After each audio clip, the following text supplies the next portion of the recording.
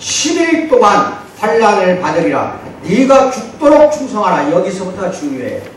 네가 죽도록 충성하라. 그리하면 내가 생명의 면류관을, 즉 관을 너에게 주리라. 이거는 스데반 집사가 여기에 해당이 됩니다. 마찬가지로 여러분이나 나는 장차 있을 면류관을 바라보고 지금 살아가고 있는 걸 믿기 바랍니다. 아유 목사님 나는 관도 필요 없어요.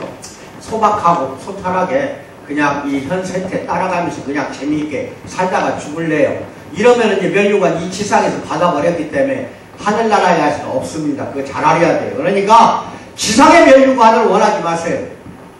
지상에서는 인간들이 칭찬해주고 사람들이 나한테 부귀와 명예와 권력도 줄지 모르지만은 받는 이상은 이제 하늘나라에서는 면류관이 없다는 걸 믿기 바랍니다. 우리가 하늘나라의 면류관을 말하자면 타기 위해서 현 세상과 타협하지 않고 나아가고 있는 것을 믿기 바랍니다. 스테반이라는 이름은 승리자의 면류관이라는 헬라어 단어 스테파노스라고 있어요. 스테파노스에서 파생된 겁니다. 그 면류관은 그리스의 고대 올림픽 경기에서 우승한 선수에게 주어지는 그 면류관을 말합니다. 스테반은 그 이름에 걸맞게 삶을 살았어요. 왜냐하면 그는 기독교 교회의 첫 번째 순교자가 됨으로써 그 면류관을 얻었기 때문에 그렇습니다.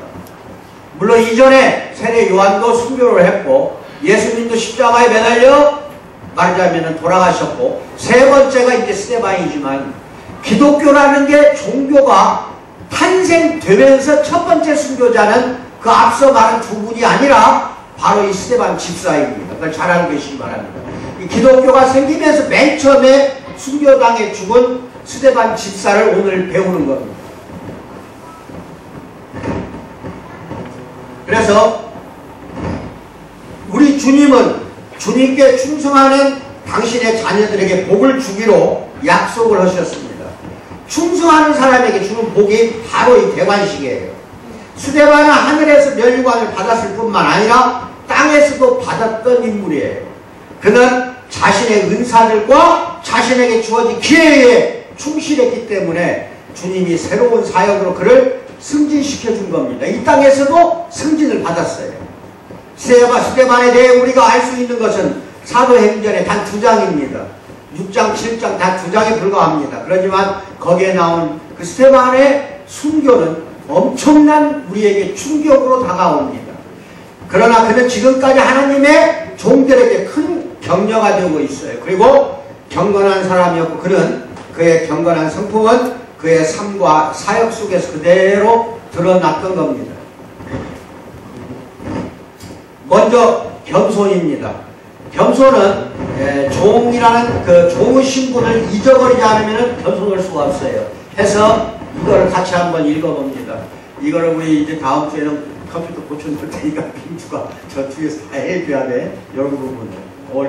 저렇게 잘 알아들어요. 민주가 얼마나 똑똑한지 몰라. 같이 합독합니다. 사도행전 6장 1절 시작. 그때 제자가 더 많아졌는데 헬라파 유대인들이 자기의 과부들이 매일의 문제에서 빠짐으로 히브리파 사람을 원망하니 예루살렘에 이제 교회가 세워져요. 맨 처음 교회가. 그리고 예수님의 동생 사도 야고보가 그 예루살렘 교회 총감독으로 있게 됩니다.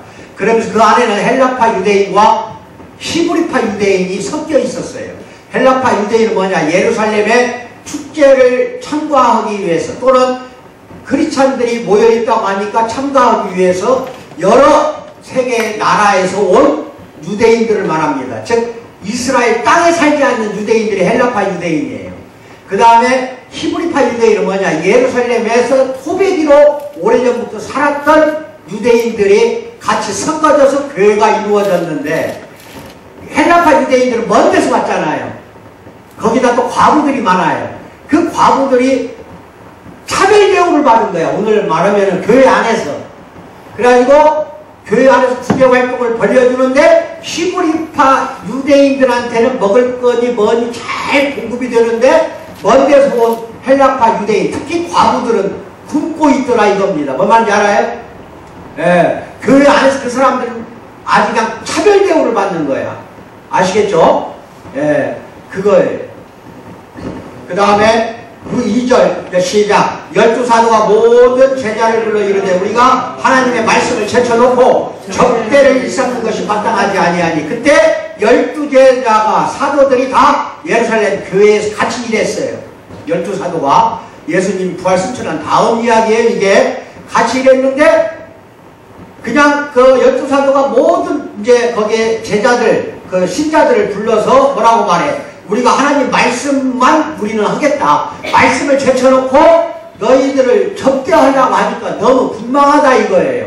오늘날 목사가 신방도 갈라, 병원 문안도 갈라, 또는 일일이 아픈 사람, 어디가 안 좋은 사람 일일이 찾아다닐라, 또 설교도 하고 말씀도 선포할라, 이런 것 등등을 한꺼번에 다 하려니 12사도가 다 그걸 못 해내겠다 이 말이에요. 뭔 말인지 알아요? 이 당시에. 그래서 오늘날 여러분 집사제도가 여기서 나와요. 그래서 놓고 적대를, 그러니까 헬라파 유대인이나 히브리파 유대인 크리스찬들을 제대로 적대하는 거, 이거를 감당을 못하겠다는 거예요. 무슨 말씀인지 아세요? 예, 그래서 마땅하지 아니하니. 3절 형제들아 너희 가운데서 성령과 지혜가 충만하여 칭찬받는 사람 7을 택하라. 몇 명을? 7. 그래서 우리가 이 일들, 즉 교인들을 보살피는 거, 차별 대우 받지 아니하게 사랑으로 보살펴주는 지혜와 성령이 충만한 사람 7명을 선택하라. 그들에게 그 일을 맡기고 사도들은 설교에, 복음사 전파에, 전도에 전념하겠다 이겁니다. 이해하시겠어요? 네. 4절 오로지 우리는 기도하는 일과 말씀 사역에 힘쓰리라 하니. 5절 우리가 뭐라고 그래요? 이 말을 기뻐하여 믿음과 성령이 충만한 사람 스데반, 빌립, 프로고로, 니가노로, 디몬, 바메나, 유대교에 있던 안디옥 사람 니골라, 이렇게 이제 7명 이상을 택하는 겁니다. 아시겠어요? 그 사람들을 다 집사로 임명을 해줘요. 사도들 앞에 세우니 사도들이 기도하고 그들에게 안수하니라. 이 집사로 임명했다는 거예요. 안수한다는 거예요. 7절 하나님의 말씀이 뭐예요? 점점 왕성하여 예루살렘에 있는 제자 수가 점점 더 심히 많아지고 허다한 제사장의 무리도 제사장들까지 들어와서 이 그리스도의 즉 기독교의 도에 복종하더라. 그럴 만큼 널리 번져버렸다는 겁니다. 이해하시겠어요? 네, 여기까지입니다. 중요한 거는 연합은 교회에서 굉장히 중요한 겁니다. 헬라파 유대인 크리스찬이 따로 있는 게 아니고 히브리파 유대인 크리스찬이 따로 있는 게 아니잖아요. 그게 분리가 되어버렸잖아요. 교회 안에서 분리와 분열이 일어나는 거는 하나님 뜻이 아니야. 이건 사탄의 뜻이에요. 사탄의 뜻에 조종받으면 반드시 교회 속에서 분열이 일어나고 분리가 일어납니다. 하나님이 원하는 건 교회 안에서 연합입니다. 뭐라고요? 연합이에요. 왜냐하면 연합 없이는 세상을 향해 증거하는 일이 어렵기 때문에 이 연합이 굉장히 중요하다는 겁니다. 요한복음 17장 20에서 23절 제가 읽겠습니다. 내가 비옵는 것은 이 사람들만 유함이 아니요 또 그들의 말로 말미암아 나를 믿는 사람들도 유함이니 아버지여 아버지께서 내 안에 내가 아버지 안에 있는 것 같이 그들도 다 하나가 되어 우리 안에 있게 하사 세상으로 아버지께서 나를 보내신 것을 믿게 하옵소서. 예수님이 하는 거예요. 내게 주신 영광을 내가 그들에게 주었사오니 이는 우리가 하나 된 것 같이 그들도 하나가 되게 하려 하심이라. 23절 곧 내가 그들 안에 있고 아버지께서 내 안에 계시어 그들로 온전함을 이루어 하나가 되게 하려 함은 아버지께서 나를 보내신 것과 또 나를 사랑하신 같이 그들도 사랑하신 것을 세상으로 알게 하려 함이로소이다. 아멘.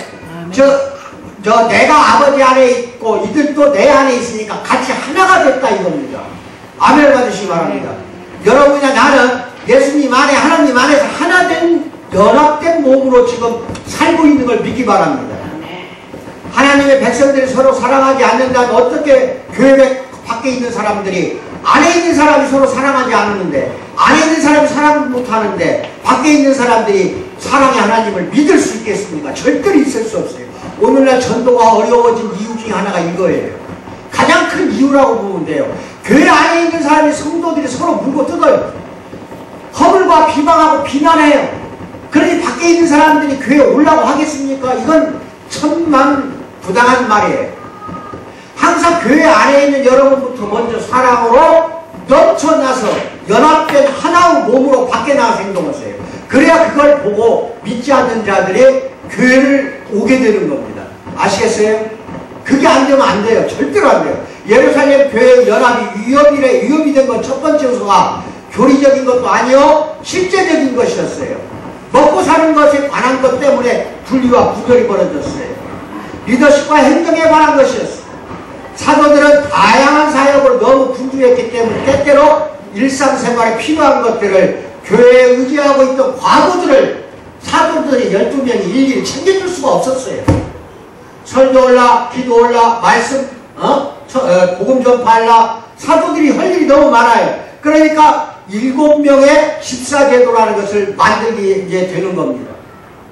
그 과부들은 유대 절기를 축하하기 위해 각기 다른 곳, 다른 나라에서 예루살렘에 온 헬라파 유대인들이었어요. 이게 먼 나라에서 왔기 때문에 먹을 것이 없잖아요. 더구나 과부들이란 말이에요.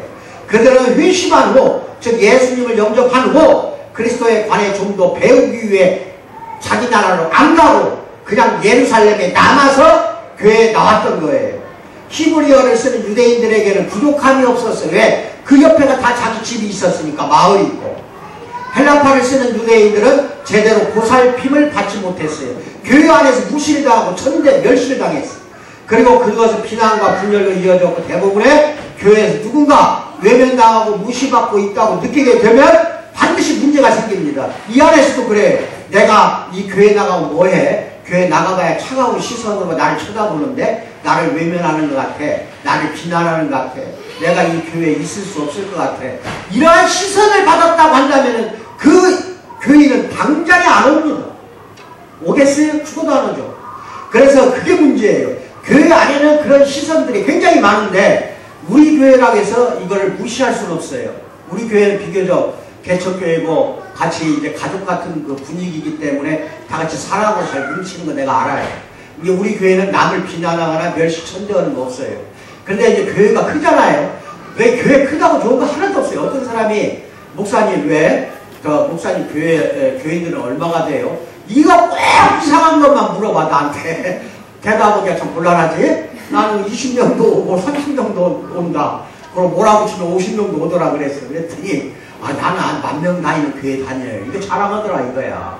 다요 먹을 거예요? 그러면 다 지옥 가는데 뭐라고? 지옥 가. 네, 지옥 가게 돼 있어요.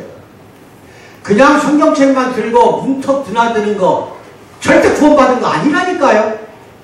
그리고 큰 교회 나간다고 자랑하지 마시라는 겁니다. 큰 교회 나가면은 제대로 된 말씀이 내 안에 심어지질 못해요. 아주 큰 교회면요 목사 얼굴도 못 봐. 텔레비전 나온 화면만 보고 예배 드리고 집에 가는 거예요. 그게 예배입니까? 성전이 여러 군데 있어가지고 본당에 늦어서 못 들어간 사람은 다른 데서 가서 그것만 쳐다보고 있어야 돼. 그게 예배입니까? 천만에 하나님 그거 원하는 거 아니에요. 그래서 이런 거 잘 알고 계셔야 돼요. 오히려 작은 교회에서 섬기세요. 작은 교회에 있을수록 성령이 충만해져요. 그럴 수밖에 없어요. 이해하시겠어요? 예? 이제 여러분들 밖에 나가면 나는 10,000명, 50,000명 되는데 교회 다녀? 한번 기죽지 마세요. 뭐라고? 예? 기죽지 마. 대답도 못해. 이제 한두 명밖에. 다 기죽을 것 같은데. 그런 인간 만나면 오히려 우리 교회가 성령으로 충만된 교회입니다. 우리 교회는 사랑으로 뭉쳤습니다. 이런 이야기를 왜 못하냐? 그런 이야기를 해야죠. 당연히. 우리 교회는 일반 교회가 아닙니다. 참으로 사랑으로 뭉쳐져 있고 하나로 연합된 교회입니다. 이 이야기를 반드시 하시기 바랍니다. 나는 그걸 원하고 하나님도 역시 그걸 원합니다. 분리와 분열은 절대 원하는 게 아니에요. 그건 사탄이 작용하는 거라니까. 아시겠어요? 예, 그거 잘 알기 바랍니다. 그래서 인종적인 문화적인 갈등이 절대 교회 안에서 있을 수 없어요.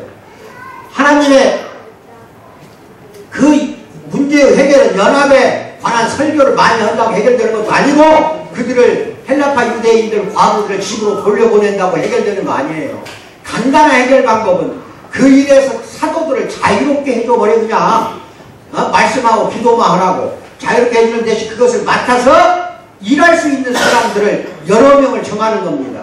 그렇게 정해진 7사람들을 첫 번째 집사들이었다고 말들 합니다. 그런데 이게 중요한 거는요, 집사라는 말의 원래가 무슨 말인 줄 아십니까? 원문으로 집사는 종입니다. 이 집사 이상 다 손들어 빨리. 손도 안 들어 이제는 내가 무슨 말을 들었어. 집사, 안수집사, 권사, 장로는요 종이에요. 뭐라고? 왜 말도 못해? 종 되기 싫어? 종이라니까. 그래서 7명을 전부 종으로 세운 거야. 하나님은요 으뜸 가는 인물, 탁월한 인재를 만들 때에는 지도자를 반드시 만들질 않아요. 종부터 시작해. 뭐부터? 종부터 시작해서 나중에 지도자를 만들어. 옛날 다 그랬어요. 아브라함도 그랬고 모세도 그랬고 요셉도 그랬고 전부가 종으로 시작해서 지도자로 임명을 받았어. 교회 안에 있는 집사를 잘 들어. 종으로 다시 빡빡 기어서 오늘부터 다시 시작해. 뭐라고요? 빡빡 기어서. 네. 오늘 그 이야기하는 사람이 또 집사 임명 받아. 기어라. 길 줄 모르는 사람은요 우두머리가 될 수가 없어. 오늘날 왜 이렇게 국가가 난장판이 벌어진 줄 알아? 종으로 있어본 적이 없는 인간들이 지금 정권을 잡고 있으니까 이러는 거야. 남의 밑에서 종살이를 해봐야 돼. 집사라는 뜻이 종이라는 뜻이라는 거 반드시 오늘 이 순간 여러분 다시 명심하시기 바랍니다. 아멘을 받아요. 아멘도 못해 이제는. 어? 그래서 이 종이라는 뜻이고, 그들 중 스데반의 이름이 가장 먼저 언급이 되는 이유가 스데반이 7 집사 중에서 가장 탁월했어요. 은사도 풍부했고 재능도 많았어요. 성령으로 늘 충만했고 아주 경건한 사람이었어요. 7명 중에서도 스데반이. 그런데도 종으로 다시 시작을 했어요. 그래서 식탁 맡는 일을 했어. 무엇을 맡았다? 먹여주는 거. 불쌍한 사람들 먹여주는 일에 식탁보를 깔아주고, 그 다음에 접시 챙겨주고 밥 챙겨주고 설거지하는 거, 그 다음에 재정을 맡아서 했어요. 재정을. 스데반을 그렇게 은사가 풍부하고 충령으로 충만한 사람도 종으로 시작했다는 거 여러분 잘 알기 바랍니다. 아시겠어요? 예. 그걸 하나님이 원합니다. 우리한테. 그 다음에 하나님의 지도자들은 언제나 하나님의 종으로 시작해서 아까 이야기한 대로 하나님이 그들을 위해 준비하신 지도자 자리로 이렇게 나가게 되는 거. 요셉과 모세, 여호수아, 사무엘, 다윗, 느헤미야, 바울 이렇게 함께 일했던 다수의 사람들이 모두 다 종으로부터 시작했습니다. 작은 일에 충성할 때 큰 일도 잘할 수 있는 거예요. 그래서 마태복음 25장 21절 예수님이 뭐라고 말해? 작은 일에 충성한 자야, 많은 것을 너에게 맡기마. 주인의 즐거움에 참여할지어라. 참여할지니라. 작은 일에 충성한 사람한테 많은 일도 맡기겠다는 거예요. 이게 예수님이 하신 말씀이야. 작은 일부터 충성할 줄 알아야 돼요. 아시겠어요? 나 고등학교 다닐 때 지금도 선생님이 한 예화가 기억이 나요. 지금도. 내가 누군지 기억했는데 이제 나이 들다 보니까 미국에 유명한 흑인이 한 사람이 있어요. 그 대학교에 나중에는 총장까지 되는데 그 대학교를 들어가고 싶어서. 근데 흑인은 그 대학교 못 들어가요. 못 들어가는데 그 학생 하나가 이 대학교 입학시켜달라고 날마다 총장을 쫓아가 졸라대요. 어떤 일이 있어도 나 이 학교 다니고 싶다고 또 찾아가고 하니까 그게 또 흑인이란 말이에요. 그 당시에 흑인을 받아주는 학교가 아니었다니 그 학교가. 그러니까 총장이 좋다 그러면은 내가 너에게 일을 맡기마. 오늘 하루 종일 이 대학교의 유리창을 깨끗이 닦아라 하고 딱 가버린 거예요. 유리창 닦아라 그랬어. 유리창을. 얼마나 번쩍번쩍해 닦았는지. 작은 일이잖아 유리창 닦는 거는. 그래 안 그래요? 아주 작은 일을 몇 개 본 거야. 잘 해내는가. 오늘날 보면은요 한 퀴에 한 목에 그냥 돈 벌려고 하는 인간들이 얼마나 많아요.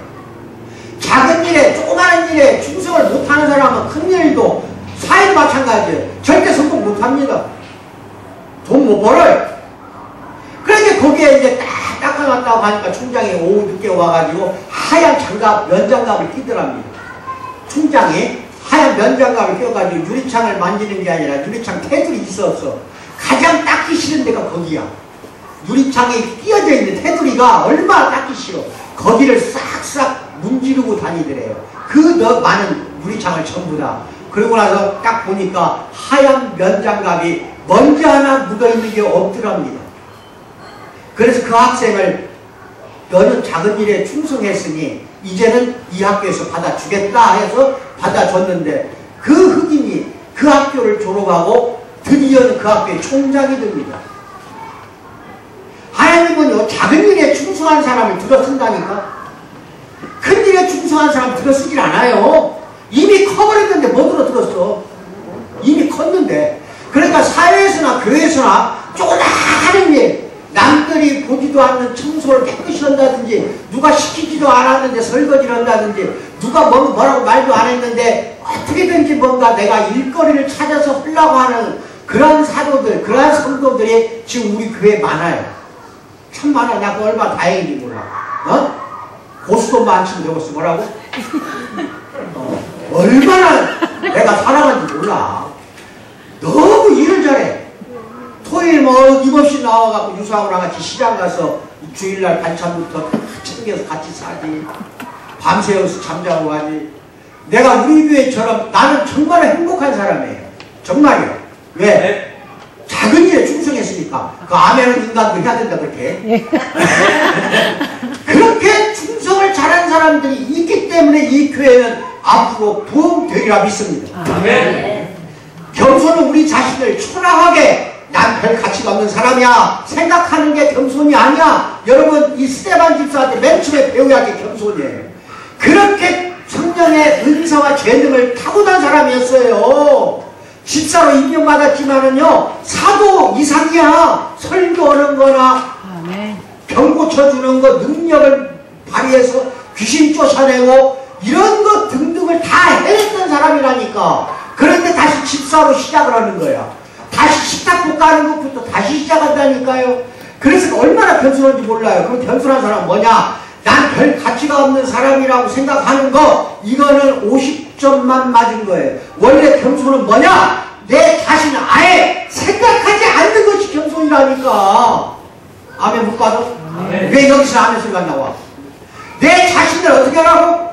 나라고 생각하지 말라니까. 이제는 내 자신을 다 비워버리는 게 겸손이라니까. 내 자신을 전부 내놔버리고 내버리는 거. 그래야 뭐가 들어와 내 안에? 예수님이 들어온단 말이에요. 내 안에 성령이 들어온다니까.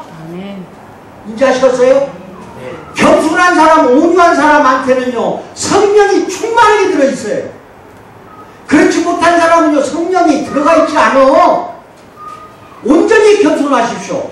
그럼 온전히 겸손하려면 어떻게 해야 돼? 내 자신을 아예 생각도 하지 말어. 나는 없어졌어. 나는 죽었어. 나는 죽고 예수로 살고 있어. 이게 겸손이란 말이에요. 아멘 받으세요. 이것만이 여러분을 살려줍니다. 이것만이 올바른 크리스찬이에요. 이것만이 참된 교인이라니까. 이렇지 못하는 교인들은 교인이 아니야.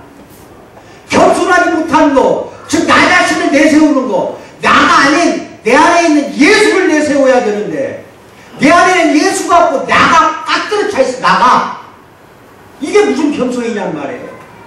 그러니까 내가 별 가치가 없는 인간이야, 이게 겸손이 아니라 아예 나 자신조차 생각도 하지 않는 거. 그래야만이 연합이 돼요. 그렇지 않으면 연합 안 돼요. 내가 최고라고 생각하고 있는 한 가까워질 수가 없어. 성도들끼리 절대로 가까워지지 않으니까 연합이 안 되는 겁니다. 아멘 받으시기 바랍니다. 두 번째, 스데반의 용기를 배워야 됩니다. 먼저 이거 이제 하나 읽어보고 갑시다. 사도행전 6장 8절 시작 앞에 봐요. 시작. 스데반이 은혜와 권능이 충만하여 큰 기사와 표적을 민간 사람들에게 행하더라 이거예요. 집사 신분인데 아시겠어요? 기사와 표적을 행했다 이 말이에요. 9절 시작. 이른바 자유민들 즉 구레네인 알렉산드리아인 길리기아와 아시아에서 온 사람들의 회당에서 어떤 자들이 일어나 스데반과 더불어 논쟁이 벌어져 버렸어요. 10절 스데반이 지혜와 성령으로 말함으로 그들이 능히 당하지 못해요. 논쟁 벌려봐야 스데반한테 당할 수가 없거든. 이제 여기에서 스데반을 죽이려고 하는 작전이 나와요. 사람들을 매수하여 말하게 하되 이 사람이 모세와 하나님을 모독하는 말을 하는 것을 우리가 들었노라 거짓말하는 거예요. 하나님과 모세를 모독한 적이 없어 스데반. 그런데 그렇게 거짓말로 말을 갖다가 비난하는 걸 유포를 시켜버려요. 그 자리에서. 그래가지고 거짓 증인을 사요. 12절 백성과 장로와 서기관들을 충동시켜와서 잡아가지고 공회로 끌어갑니다. 거짓 증인들을 세우니 이르되 이 사람이 이 거룩한 곳과 율법을 거슬러 말하기를 말이 아니하는구나. 막 그런 말이라면 거룩한 것과 율법을 거슬렀다 이거예요. 그의 말에 이 나사렛 예수가 이곳을 헐고 또 모세가 우리에게 전하여 준 규례를 고치겠다 함을 우리가 들었노라. 거짓말이에요. 이 말 한 적이 없어요. 이 말 한 사람 누구예요? 예수님이에요. 뭐라고? 이게 예수님처럼 거짓말을 했다, 이런 말을 했다 이거예요. 그래가지고 이제 잡아가는 거예요. 15절 공회 중에 앉은 사람들이 다 스데반을 주목하여 보니 이게 중요해요. 스데반을 공회원에다 세워놨더니 그 얼굴에 천사의 얼굴과 같더라. 스데반의 얼굴이 담담해가지고 천사의 얼굴 같더라. 이겁니다. 이게 15절까지 말씀이에요. 자, 용기가 있고 마음이 청결하고 경건한 자는 어떤 사람 앞에서도 담담해요. 예수님이 빌라도 앞에서 담담하듯이 침묵을 지키듯이. 아시겠어요? 누구 앞에서도 굽히질 않는다는 겁니다. 이게 참된 성도의 두 번째 성품이 되어야 돼요. 용기입니다. 영적 사역에 관한 책임은 목사에게 있고 재정과 물질적인 사역에 대한 책임은 집사들에게 있다고 딱 그냥 교회 헌법을 따르고 있는 그러한 교회도 있어요. 그런데 그건 개념은 성경이 가르치고 있는 개념이 아니에요. 그리고 그 두 사역을 구분하는 건 매우 힘든 겁니다. 이게 무슨 말이냐면 스데반 집사는 집사 일도 했지만 사도처럼, 즉 오늘날 목사처럼 밖에 나가서 능력도 발휘했다니까. 복음도 선포하고 말씀도 선포하고 교회 안에 들어와서 집사를 했어요. 또 그러니까 구분할 수가 없다 이거예요. 뭔 말인지 알겠어요? 우리가 물질을 가지고 하는 일들은 기도회나 전도활동을 계획하는 것처럼 성령의 인도하심을 받아야 할 수가 있는 겁니다.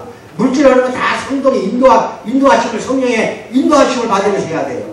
매일 식탁에서 섬기는 일을 마친 후 스데반은 성경에 관해 논의할 수 있는 사람들이 모여있는 유대회당을 아까 보니까 종종 찾아갔다는 결론이야. 그 간 곳은, 스데반이 간 곳은 예루살렘 교회 안에서 이루어진 게 아니에요. 회당이라면 다 있어요. 마을마다. 회당을 찾아가서 이 난리가 벌어진 거예요. 왜? 그 회당에 오는 거는 크리스찬이 아니라 유대교, 즉 유대인들이 온 거야. 유대인 앞에서 해버렸으니 예수님이, 유대인이 예수님을 잡아 죽이듯이 스데반도 이제는 예수님이 거짓 증인을 내세웠거든. 죽일 때, 예수님 죽일 때 마찬가지로 스데반도 죽일 때 거짓 증인을 두세 명을 내세우게 한 거예요. 하지도 않은 말을 했다고. 뭔 말인지 알아요? 똑같은 예수님의 그 길을 스데반이 또 가고 있는 거라니까.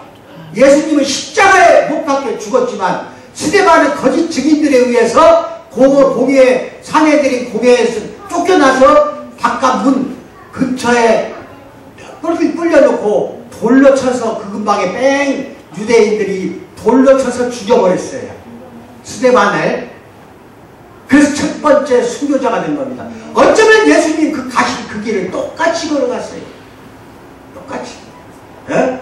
그래서 그 다음에 그는 영적인 일에서나 율법적인 일로 이동한 건 아니에요. 물질적인 거, 영적인 것은 물질적인 이동한 게 아니고 단지 그가 만나는 사람들 일하는 장소만 바뀌는 거야. 스데반과 빌립이 전도자가 된 것처럼 집사가 전도자가 된 거야. 집사가 쉽게 말해서 오늘날 목사가 된 거라니까. 교회 지도자들이 하나님 말씀을 가르치고 전파할 수 있다는 건 기쁜 일이에요. 이게 무슨 말이냐. 오늘 여기 사랑하는 우리 집사 2, 3 되시는 분들, 그 밑에서 이제 성도로 올라오시면 잘 들어. 잘 들어. 나처럼 나가서 이제 설교 좀 해봐. 뭐라고? 설교. 헐기 안 할게요. 스데반이 그렇게 했다니까. 그런데 나라고 못해? 왜 대답하고 이게 엄숙해지냐? 진짜 안 하면은 집사 임명받은 순서대로 나간 건 이제 11시에 내가 설교시킨다. 이 나가서 해봐. 그거 못하는데 밖에 가서 어떻게 전도가 돼? 당당하게 어떻게 나가서 이야기할 수가 있어? 이 7 집사 중에 스데반과 빌립 2 집사는요, 목사 사역까지 했다니까. 이제 아시겠어요? 이게 대단한 재능을 갖고 있었어. 온 무리가 이 말을 기뻐하며 믿음과 성령이 충만한 사람 스데반과 또 빌립과 브루고로와 니가노르와 디몬과 바메나와 유대교에 입교했던 안디옥 사람 니고리아를 택하여 그랬잖아. 사도들 앞에 세우니 사도들이 기도하고 그들에게 안수하니라. 안수해줬다는 건 뭐예요? 설교권을 다 준 거라니까. 전도권을 다 준 거라니까. 이제 이해하시겠어요? 예. 그것 정도 할 정도는 돼야지. 그래 얼마만큼 예수님 하나님한테 충성을 해야 여기까지 갈 것인가. 충성해야 된다 이제는. 그리고 그 말을 듣는 사람들이 그가 한 말을 받아들이거나 즉 스데반이 여러 회당에서 회중들에게 한 말을 받아들이거나 아니면 침묵하거나 둘 중에 하나예요. 그럴 거 아니에요.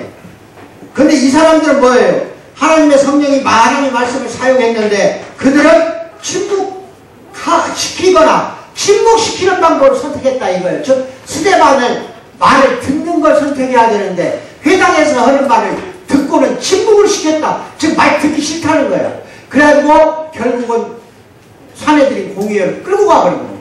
침묵시킨다는 거야. 말 못하게 했다 이거예요. 오늘도 밖에 나가면 여러분에게 뭐라고 말하냐. 아니 너 예수 믿는 너? 하고 막 자리에서 피해버리는 사람 많아요. 여러분만 옆에 가면은. 그럼 왜? 듣기 싫다는 거거든. 저 인간의 입에서 나오는 예수 소리 안 들으려고 하거든. 이해하시겠어요? 예? 그냥 떠난 사람 많잖아. 근데 옛날 유대인들은 떠나는 게 아니라 그냥 입을 막아버리려고 했다 이 말이에요. 입을 막다가 뭔 말이에요? 죽여버린다는 뜻이에요. 그 말을 못하게 하려고. 그만큼 성령을 거스르는 유대인들이 2000년 전에는 엄청나게 많았다는 결론이잖아요.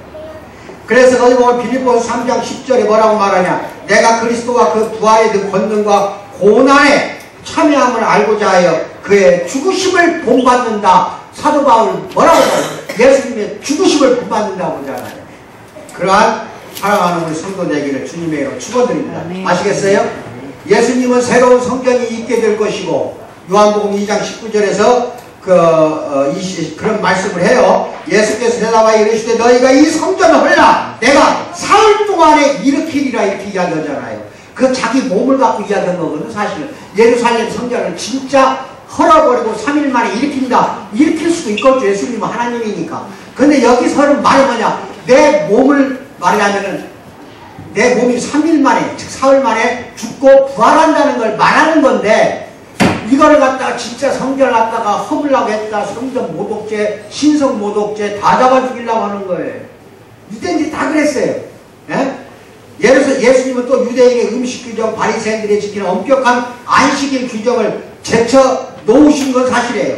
예수님은 구약성경의 모형과 상징을 존속시키려고 이 땅에 오신 게 아니에요. 의식법은 전부 없애버리고 도덕법이라든지 시민법이라는 게 있어요. 율법 중에 그것은 완성시키려고 왔어요.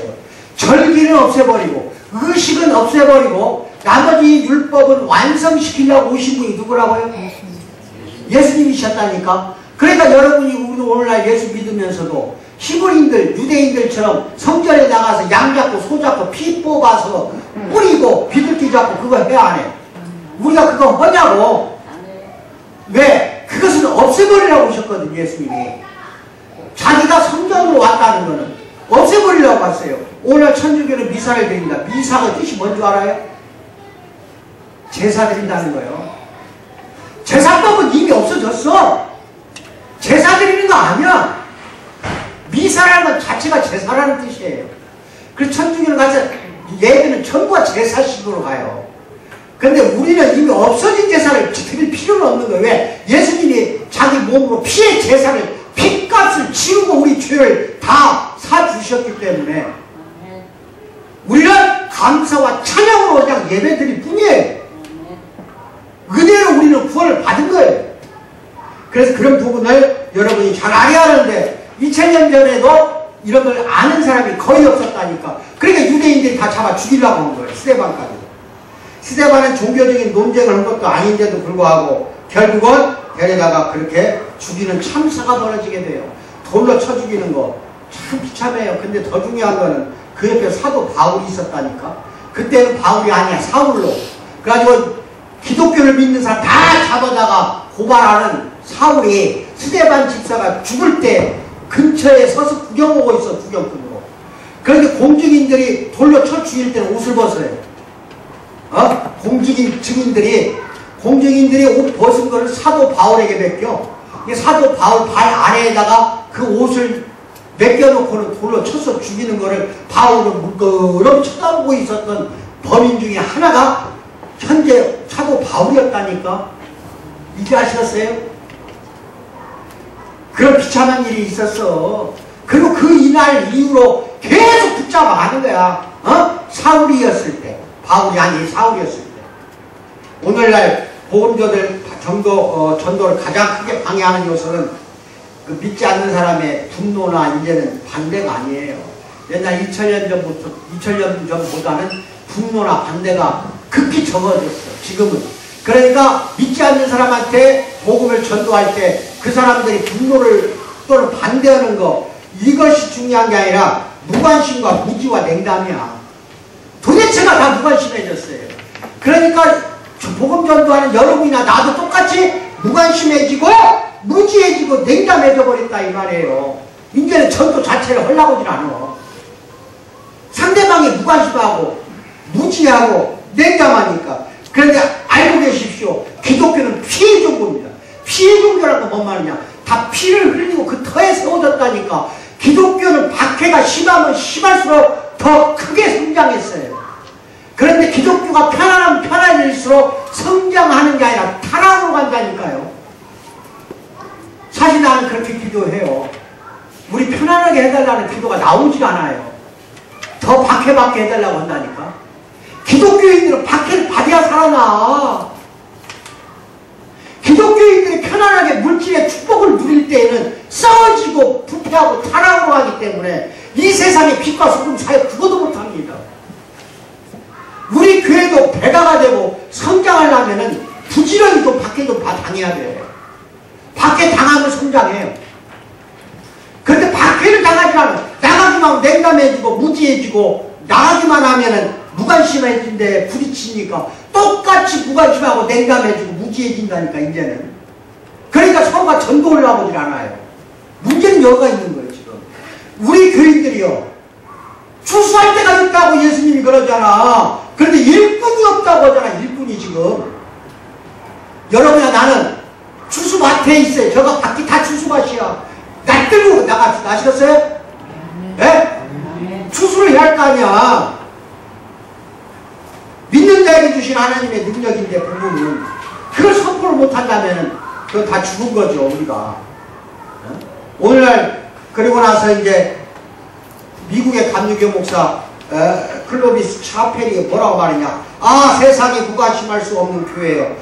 절대로 무시할 수 없는 성도들이요. 청정들과 공동체와 도시와 대륙으로 그리스도를 위해 나아가는 사람들과 그리스도와 맞서기 위해 나아가는 사람들로 갈라놓는 사역. 무시무시한 참아들 가운데서도 가장 무시무시한 것은 교회와 성도와 기독교 사역이 너무 나약하고 너무 무기력하고 너무 많이 되어서 맞서 싸울 가치가 없는 족대들로 우리는 다 전락하고 말았다 이 말이에요. 싸워야 하는데 싸울 사람이 하나도 없더라 이거예요. 아시겠어요? 예?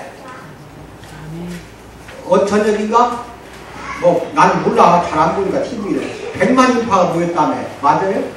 몇만이 모였든지 난 촛불 들고 광화문에 갔습니다. 근데 예수 믿으라고 100만 명이 갔으면 좋겠어? 아멘. 촛불 들고 가서 박근혜 내려가라. 그 자리에 가서 우리는 뭐라고 해야 돼? 촛불 들고 가서 예수 믿어라. 그랬으면 좋겠다니까. 한번 해볼까? 부천에서라도? 아멘. 예수 믿어라. 촛불 들고 밤새. 박해를 당해야 돼. 당해야 우리는 강해져. 무기력하면 안 됩니다. 아시겠어요? 스데반은 성경을 잘 이해를 했어요. 이제 이게 이제 이걸 좀 봅시다.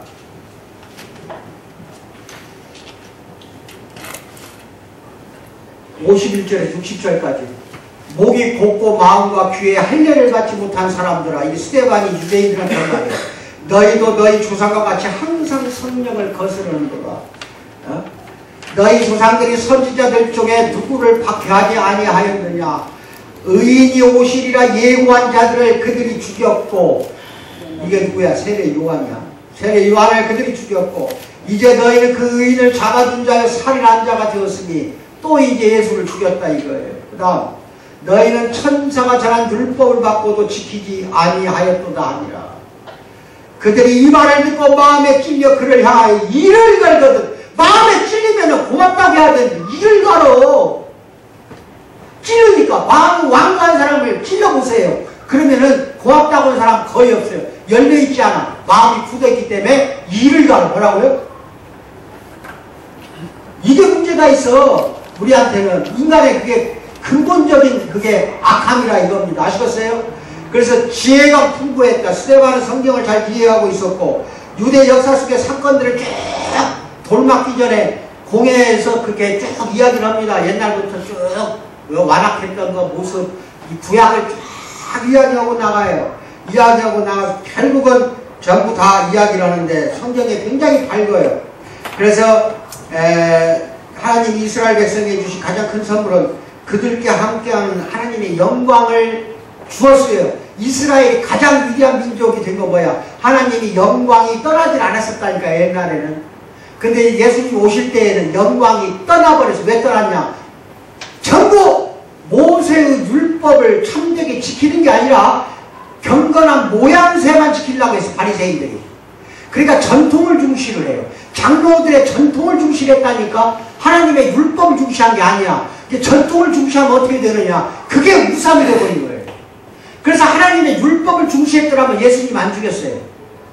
이게 전통을 중시하다 보니까 전통에 어긋나는 일만 하거든, 예수님이. 근데 하나님의 율법을 알았더라면 그건 다 이해를 했다 이 말이에요. 아시겠어요? 예수님은 율법을 완성시키러 왔으니까. 그런데 그때 당시 바리새인들은 율법을 지킨 게 아니라 전통 대대로 내려온 거, 장로들의 전승만 믿었다니까요. 그래서 가령 예를 들어 하나님의 십계명에서 안식일 준수하라 했으면은 안식일의 주인이 누구한테 있다는 거예요? 우리한테 있는 거예요. 안식일의 주인은 물론 하나님이 주인이 맞아요. 근데 안식일을 지키는 준수하는 주인은 우리한테 있는 거예요. 사람한테 있다는 뜻이야. 그런데 안식일 날은 문 앞에서 집 안에서 마당까지도 몇 걸음만 걸어가고 거기서 더 이상 나가면 안 되고 막 별로목을 다 울타리를 율법 바깥에다 또 쳐놓고 울타리를 장로들의 전성을 갖다 만들어가지고는 꽁꽁 묶어놓은 것들이 바리새인들이라 이 말이야. 그러니까 그게 뭐가 되는 거예요 이제는? 어? 우상이. 그게 우상이 되는 거예요. 예를 들어 지금 제사 지내는 집이 있죠. 그러면 부모님이나 할아버지 할머니 제사 지낼 때 어떻게 하냐? 절은 몇 번 하고 저럴 때는 어떻게 해야 되고 이런 거 있어 없어? 그게 중요한 거냐? 어? 거꾸로 뒤집어져도 절망하면 됐지. 절은 어떻게 해야 되고 무엇을 어떻게 해야 되고 그 다음에 제사상에다가 저 위패를 부셔놓고 왼쪽에다가 뭘 넣고 오른쪽에 뭘 넣고 저쪽 앞에다가 뭘 넣고 가운데다 뭘 넣고 나는 광상김씨야 아주 그냥 종소냐 뭐 1년에 13번 15번 제사 지냈어. 그러니까 그런 세상에서 살았었어요. 얼마나 하기 싫은지 몰라. 꼭 껴서 하라고 하면은 더구나 교회 다니는데. 근데 그런 식으로 2000년 전에 유대인들도 내려오는 율법에다가 울타리를 치고 또 쳐놨다니까. 그러니까 율법 자체는 없어져 버리고 경건한 모양새만 남은 거야. 이걸 싫어한 거예요 예수님이. 아시겠어요? 왜? 그게 우상이 되어버린 거라니까. 이제 아시겠어요? 그걸 깨뜨려 버리려고 스데반이 이야기하는 거예요 지금. 아시겠습니까? 네. 영광을 주었는데 그 영광을 우상으로 바꿔먹은 인간들이 말하자면 이스라엘 사람들이다 이 말입니다. 그래서 하나님이 보낸 사람을 다 구속하고 세례 요한부터 예수님까지 다 죽여버리고 이제 너희들이 나까지도 이제 죽이려고 한다 이거예요. 나까지도. 무슨 말인지 알아요? 그래서 여기서 보면은 제일 중요한 건 뭐냐? 참으로 이 스데반이 위대한 점이 어디서 나타나냐? 돌로 맞아 첫 죽으면서 하나님 우편에 예수님이 계신 것이 보인다. 죽어가면서 예수님을 봤다니까 하나님 우편에서 그걸 외치는 거야. 그리고 예수님처럼 저들이 하는 짓을 용서해달라는 기도하고 죽었다니까. 과연 이렇게 우리도 할 수가 있느냐? 어? 죽는 순간에 하나님 우편에 예수님 서 계신 거 보면서 죽었어. 그걸 외쳤어. 그러면 여러분이나 나는 뭐냐고요. 오늘날 여기에서 우리는 스데반을 통해서 어떻게 우리가 참된 삶을 살아야 할 것인가. 그 다음에 하나님의 은혜, 여기 다 읽어보세요. 읽어보시고, 그리고 나중에 이제 쭉 넘어가서 마지막 말씀 대표 마지막을 봅시다. 영국의 설교가 조셉 파커 씨가 젊은이들의 때로 보이는 광장에 나가서 무신론자들과 불가지론자들 이런 사람들 앞에서 예수님을 선포하고 복음 선포하다 보니까 논쟁이 붙어버렸어. 그러니까 그거 좀 믿었던 사람이 있었던 모양이야. 성경을 알고 있는 사람이 무신론자 중에 있었어요. 그 사람이 뭐라고 하냐. 스데반이 돌에 맞고 있을 때 그리스도는 그를 위해서 무엇을 했는가. 이제 조셉 파커 목사한테 따지고 물어버린 거예요. 스데반이 돌에 맞고 있을 때 예수님은 그 스데반을 위해서 무엇을 했는가 물어봤더니 그거 이제 대답을 어떻게 해야 되겠어. 참 대답하기 어려운 질문이라니까. 무신론자하고 대화 나눌 때 그 파커 목사가 뭐라고 말했냐. 그리스도께서 그에게 돌을 던지는 사람들을 위해 기도할 수 있는 은혜를 스데반에게 주셨습니다. 아멘. 아멘. 돌 던지는 사람들에게 위해서 스데반이 죽어가면서 기도할 수 있는 은혜를 주셨다. 대단한 말 아닙니까? 마더 테라사, 콜카타 인도의 어린아이들, 고아들 데려다가 다 씻겨주고 먹여주고 다 그렇게 키우잖아요. 그러니까 얼마나 비참한지 몰라요. 그 굶어 죽어가는 사람들을. 그러니까 찾아온 사람들이 테레사 수녀에게 뭐라고 말하냐. 저렇게 불쌍한 저런 사람들, 병자, 고아, 과부, 저렇게 어려운 사람들이 저렇게 애통하고 고통 중에 있는데 예수님은 어디 계십니까? 하고 물어본 거예요. 그 테레사한테, 마더 테레사한테. 뭐라고 말인 줄 알아? 지금 굶어 죽어가는 저 아이와 예수님이 함께 있습니다. 이렇게 이야기를 했어요. 아멘을 받으셔. 아멘. 100만 명이 촛불 들고 난리를 벌이고 있는 그 현장에 예수님이 계신다는 걸 믿기 바랍니다. 믿기 바랍니다. 대한민국의 고통을 다 알고 있어요. 하나님은 알고 이 나라를 더 좋은 나라로 만들어 주리라고 나는 믿습니다. 확신합니다. 조금의 현재 나라의 우환이나 환난을 겪고 있을 때 더욱더 힘써서 우리는 기도하고, 아시겠어요? 기도하고 더 좋은 나라로 만들어 주어가는 그 과정 중에 있으니까 고통과 스트레스, 우리가 받는 모든 거 좀만 더 참읍시다. 아멘. 참으면 반드시 한국을 참으로 하나님 나라로 만들어 간다. 저는 그걸 믿고 있습니다. 아멘 받으시기 바랍니다.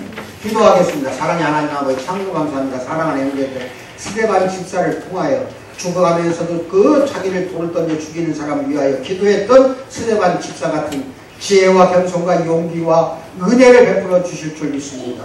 오늘 참으로 사랑하는 성도들 모였습니다. 스데반과 같은 참된 신자가 되기를 원하오니 들어주시옵고 이들 모두가 종으로서 다시 섬기는 삶을 시작하는 데 부족함이 없도록 역사 인도하여 주실 줄 믿고 감사드리며 예수 이름 받들어 기도하옵나이다. 아멘. 이 시간에는